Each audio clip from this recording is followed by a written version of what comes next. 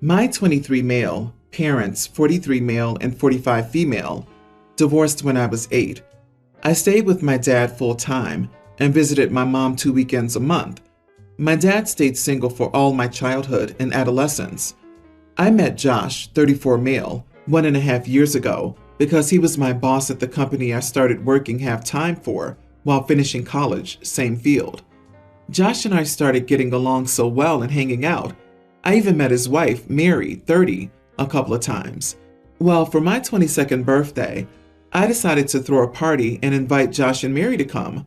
My dad was there too, of course, and I introduced them to him. They shook hands, shared some info, and that was it. That was their whole interaction during my birthday party. Like 2 weeks later, Josh came to me saying that my dad was amazing and a fun dude, and then let me know that he and his wife, had some beers with him. From that point, they became best friends. My dad would constantly go to their house on weekends to have some grill or whatever. They also invited me, but I never went. 3 months ago, Josh told me that my dad was an idiot and a homewrecker who seduced his wife to cheat on him and got her pregnant. I called my dad to know what was going on, and he told me that Mary left Josh to be with my dad because they had an affair and she was pregnant, and also told me that they loved each other. I found out that they'd been having an affair for a year, almost immediately after they met for the first time. They planned to get married after the twin babies, boy and girl, are born, and Mary's divorce is finalized. Not going to lie, I feel guilty because if I hadn't invited Mary and Josh, they would have never met my dad, and this wouldn't have happened. But I can't look at my dad the same way I did. He went after a married woman who had a tween son. I know he's a great dad to me and I love him very much, and I know he'll be a great stepdad and dad to these new children, but I just can't look at him the same way I did. So I still talk to him, but I try to keep my distance as much as possible. He invited me to their baby shower, but I said I couldn't go because I didn't feel comfortable. He asked me why, so I said, "Dad, to be honest, I can't look at you the same way. You went after a married woman with a child, you got her pregnant, and now want to act as if nothing has happened." He told me this doesn't affect me in any way, and that his love life shouldn't be my problem, but I had to quit the job since Josh had become insufferable. My mom and friends say that I should support my dad, because I don't know what Josh's and Mary's relationship was like, which is true, I don't, but I can't help but feel guilty and sorry for Josh. Not the idiot. He slept with your boss's wife and you quit your job because your boss blamed you. He can't pull the "it's none of your business" card when he aimed his adultery at your career. The audacity. I hate to break it to you, but great dads don't sleep with the spouse of their child's boss. Great dads don't intentionally nuke a young boy's family. Great dads don't try to rug sweep their own atrocious behavior. Unfortunately, he has not been a great dad as of late. Boy, your mom and her friends are wrong. It doesn't matter what Josh and Mary's marriage was like.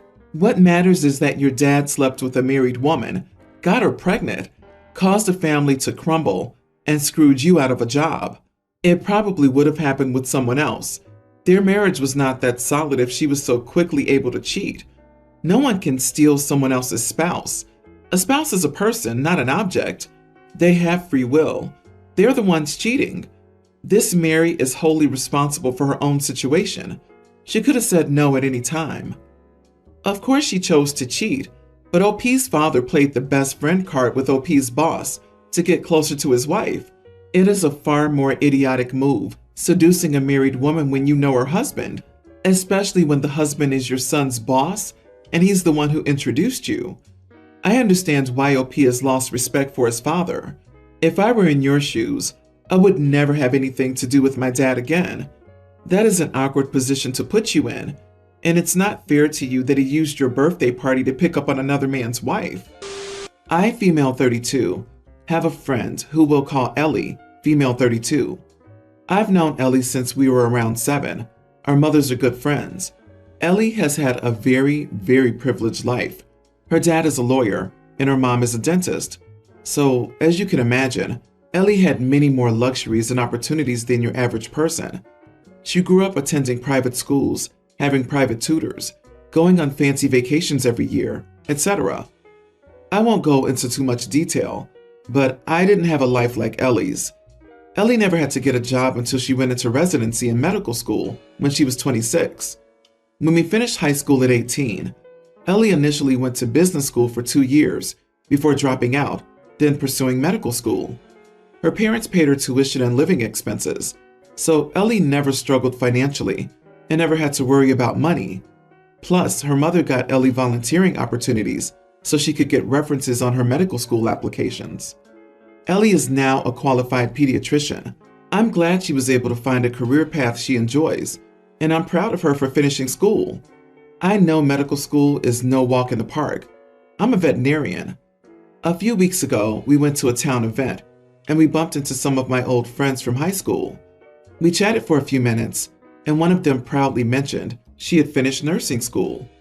When we went to my house afterward, Ellie made a very rude comment about my old friend, saying I bet she was just too dumb to go to medical school, and went on about how great she is. I told Ellie that what she said was rude and uncalled for. Ellie said it was the truth. I snapped and told Ellie, "You only became a doctor by getting handouts. You don't get to make comments about other people."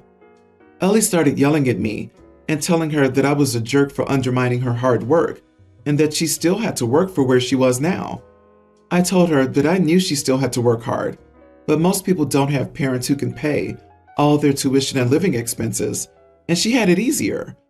Ellie called me a jerk again and said that I was ignorant and that she still had to work hard. Not the idiot. Many people are intelligent enough for medical school, but can only dream of becoming doctors due to classist barriers in place. Many medical schools have rules against students having jobs during their studies. Ellie sounds naive and sheltered. Her comment was insulting and unnecessary. Nurses are essential for medical establishments to function. Ellie's looking down on a profession that medical facilities need to work. She makes doctors look bad. Unfortunately, when it comes to higher education, intelligence and hard work frequently aren't enough, so her comment isn't even true. Ellie had to work hard at medical school. Ellie did not have to work hard in life. I hate when people don't acknowledge their privilege. Her comment was very nasty and uncalled for, so good on you for calling her out. I keep getting into an argument with my wife, and it keeps getting worse. We are due to have our first child, our first together. She has 3 older children that live with us later this month. I bought tickets for a concert approximately 3 weeks after her delivery date, if we make it that far, and she keeps accusing me of not caring for wanting to go to it, saying she can't believe I care more about a concert than our daughter, and how could I want to leave her? I told her that one night out shouldn't be that big of a deal. I'm already using 6 weeks of paid time off I've accumulated at my job to be there when the baby's born, to be around full time, and one night away for a few hours shouldn't be that big of a deal. To be fair, there are also a few football games my family has season tickets to that I said I'd still like to go to, but not all of them. But getting away for a while would probably be good to refocus with the stress of a new baby. In that same vein, I've kept telling her that I can take care of the baby so she can get out from time to time if it's an hour or an afternoon. And before this became a problem, I also bought her tickets for a concert about 2 weeks after the one I'm going to, so about 5 weeks after delivery, where I purchased her sit-down seats to attend because it's one of her favorite artists. I told her I'd take care of the baby for the night and she could go with her mom and enjoy the concert, but instead she says she won't be going because she couldn't leave the baby and doesn't understand how I'm just okay leaving the baby for an evening. Am I an idiot and unreasonable for wanting some planned time away to recoup? Oh dear, are you serious? You are the idiot, because your plan for each of you to go to concerts right after your baby is due is dangerous, not just ignorant. You do know that your newborn can't be vaccinated, right? So for the first 2 months, your newborn baby is especially vulnerable. You may not know, but recovering from childbirth takes weeks to months. Childbirth is a major medical event. Do you care about your baby or your wife? Buddy, no.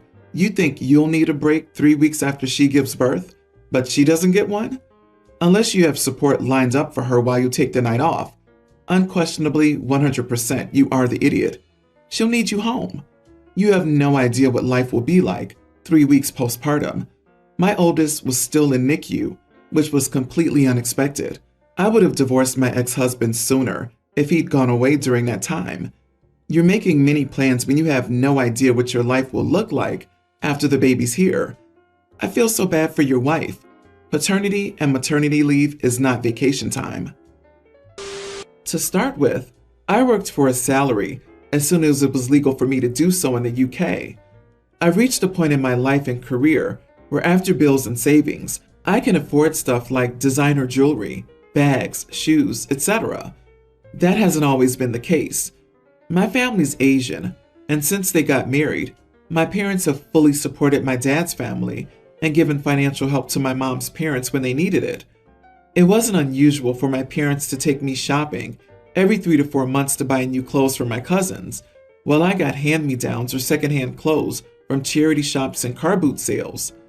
Even when I started earning money, I would have to put it into my parents' account and only get back 10 to 20 pounds a week.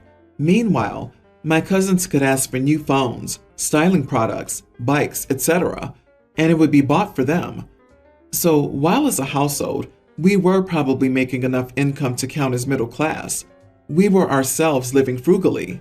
This continued well until when I began uni. Around that time, however, my uncle's wife started making comments about my parents paying for their kids' university fees, weddings, and them inheriting the house they lived in, which is jointly owned by my parents and has been willed to me. That was the wake-up call they needed to realize that they were going beyond just helping out their family in need, but were actually funding their lifestyle while effectively depriving themselves. After I paid off my student loans and had enough saved for a deposit on a property, I realized I had enough to treat myself, so I started to buy some of the mentioned designer goods. I guess my cousins saw stuff on my IG and started messaging me, along with their mother, to harass me, saying that they had been forced to get jobs, while I'm just splashing my cash on things I don't need. I can indeed send them money, but I want to have nice things for myself for once. Does that make me the idiot? Not the idiot. You might want to pass all these messages to your parents with the caption, "Now they want me to send them all my money too."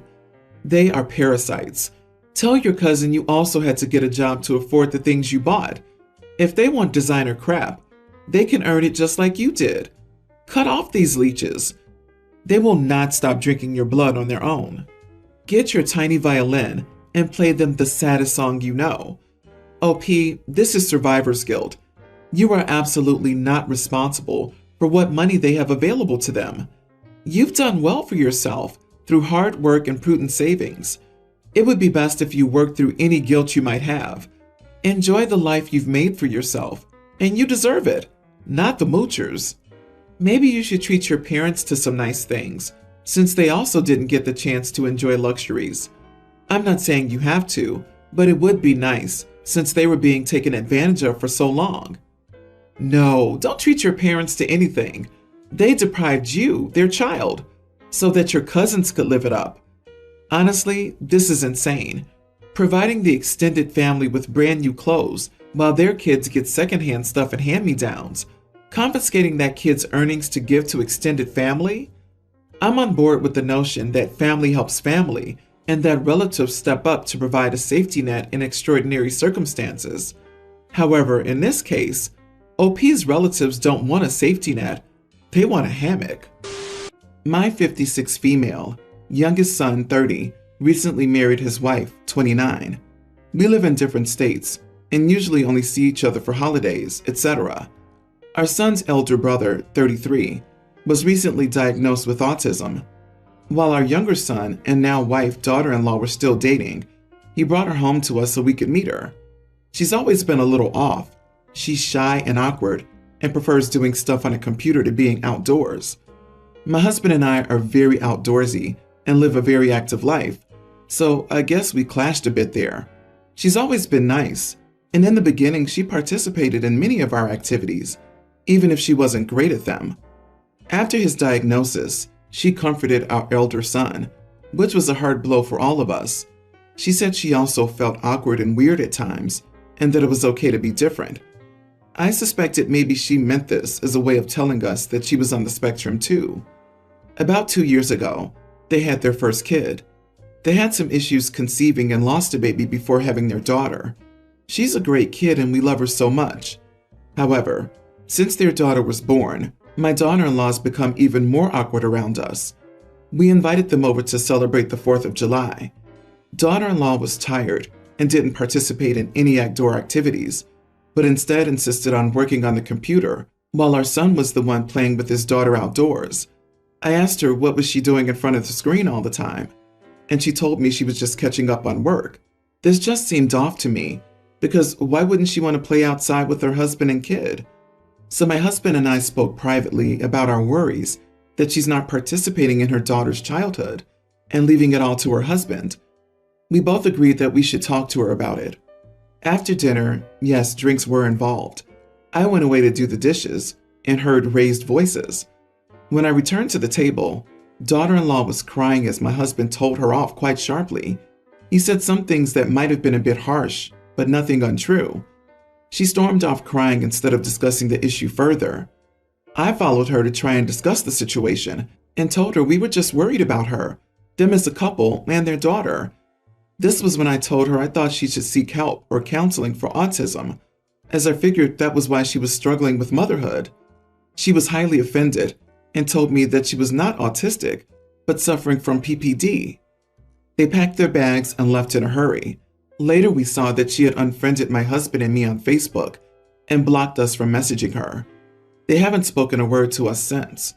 Our son is apparently furious, according to his brother. We can't reach out to explain our side of things now that we're both blocked. Both of us meant well, and it came from a place of worry for our grandchild. Am I the idiot? Let me drop a bug in your ear. This woman finds you and your husband just about as obnoxious as the rest of us on this thread. She forces herself to attend family functions so her husband can see his parents and you and your husband can spend time with your grandchild. That's why she gets on her computer and works, to spare herself the unpleasantness of spending time with you. I'll read between the lines. Your husband had a few drinks and decided to harass your daughter-in-law. You didn't mind because you agreed with what he said. I don't think your son will give your husband another chance to play tipsy narc with her, or you another opportunity to go right behind him, tearing her down some more. Good for them. You are the idiot in every conceivable way.